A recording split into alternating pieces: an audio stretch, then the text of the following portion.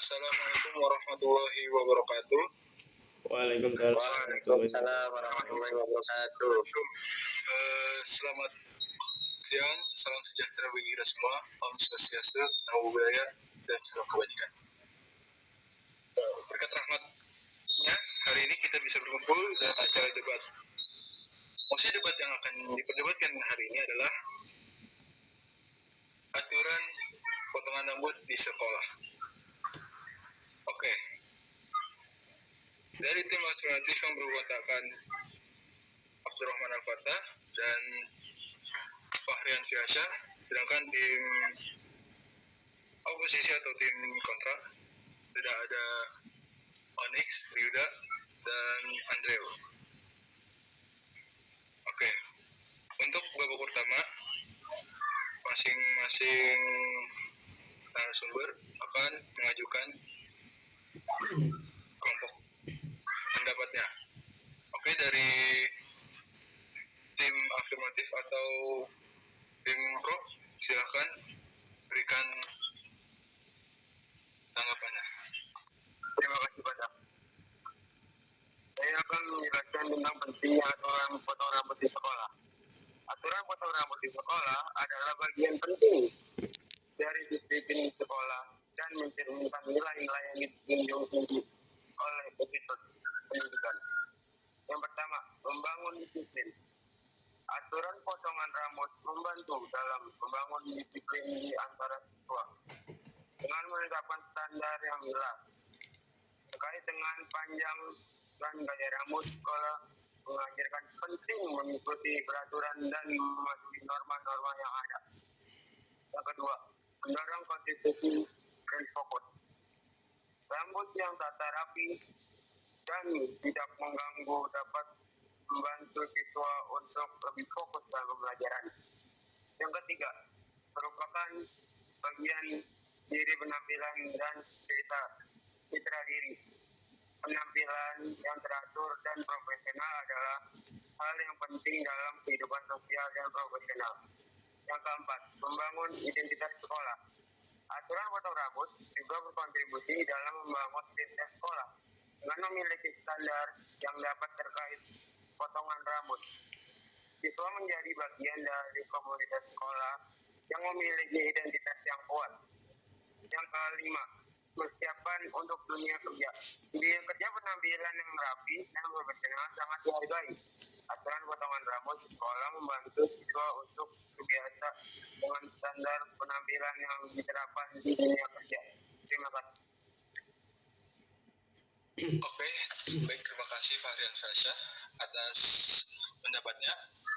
Selanjutnya, dari pembicara pertama tim oposisi atau tim kontra memberikan pendapatnya. Ya, terima kasih Abdul. Saya di sini dari tim kontra. Ada beberapa orang yang emang pro dengan peraturan rambut di sekolah. Tapi kan setiap orang itu kan punya pendirian masing-masing. Ada yang suka rambut pendek dan juga ada yang suka rambut panjang. Jadi menurut saya itu kan adalah fashion rambut itu. Jadi kan kita jadi terlihat tidak pede atau apa atau bagaimana lah. Di sini ada beberapa pendapat para ahli. Yang pertama, beberapa orang berpendapat bahwa peraturan rambut di sekolah dapat membatasi kebebasan berekspresi siswa. Rambut adalah salah satu cara untuk mengekspresikan diri dan menunjukkan individu.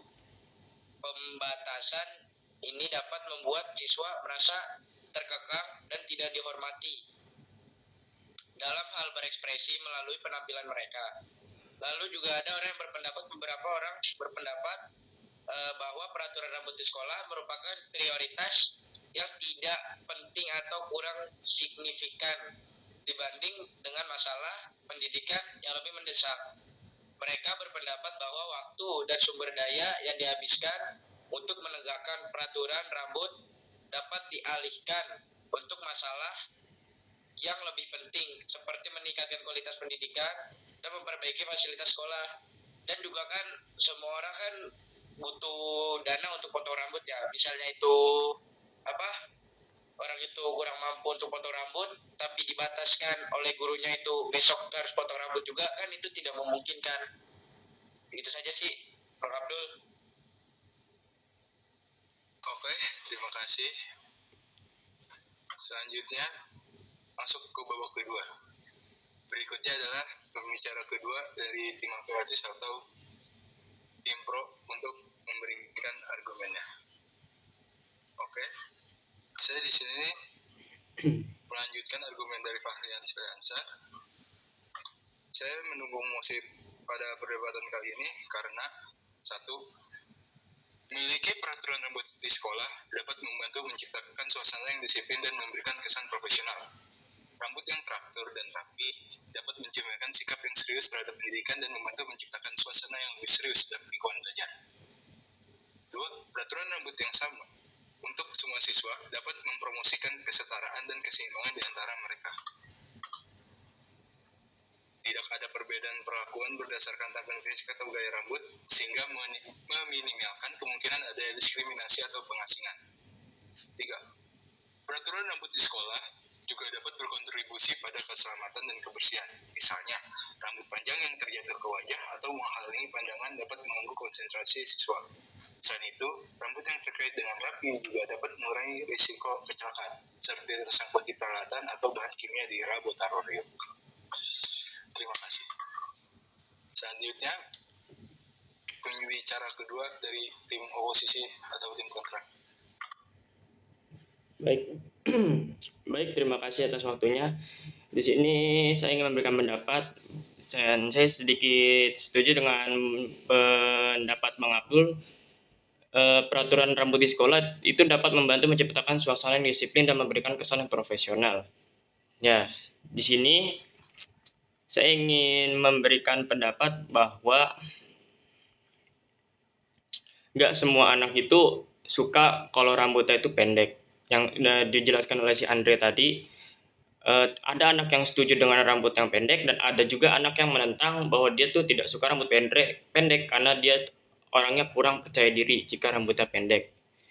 Dan juga di sini ada beberapa orang yang berpendapat bahwa peraturan rambut di sekolah juga merupakan prioritas yang tidak penting atau kurang signifikan dibandingkan dengan masalah pendidikan yang lebih mendesak.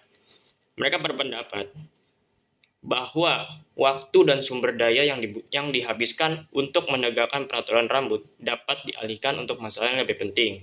Contohnya, seperti meningkatkan kualitas pendidikan atau memperbaiki fasilitas-fasilitas sekolah yang bisa dibilang kurang layak lah untuk para siswa. Dan di sini juga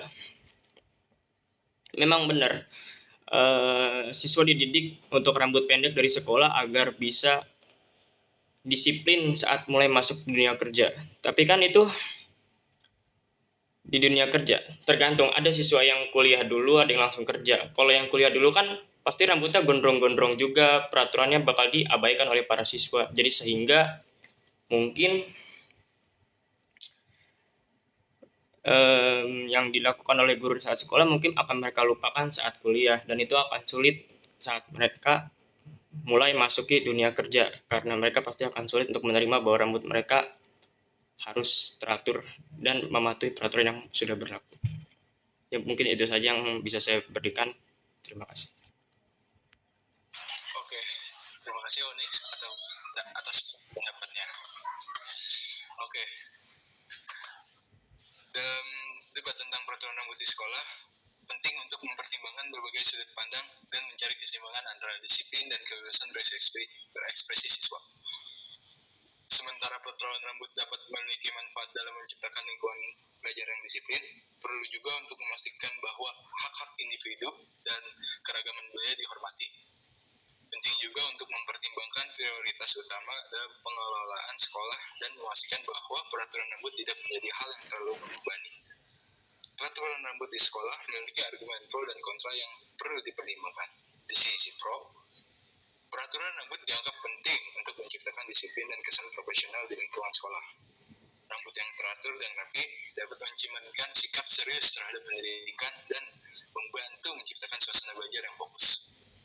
Peraturan rambut yang melata juga dapat mempromosikan kesetaraan di antara siswa dan menjaga keselamatan serta kebersihan.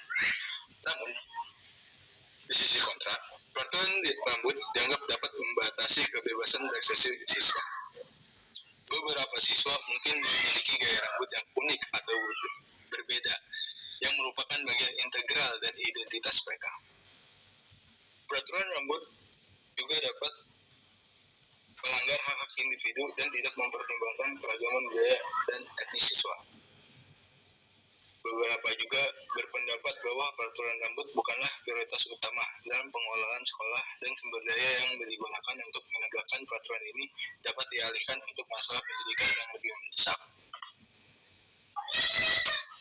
Saya selaku moderator mohon maaf apabila ada kesalahan dalam ucapan atau perilaku saya, baik yang disengaja maupun yang tidak disengaja, dalam memandu acara debat ini.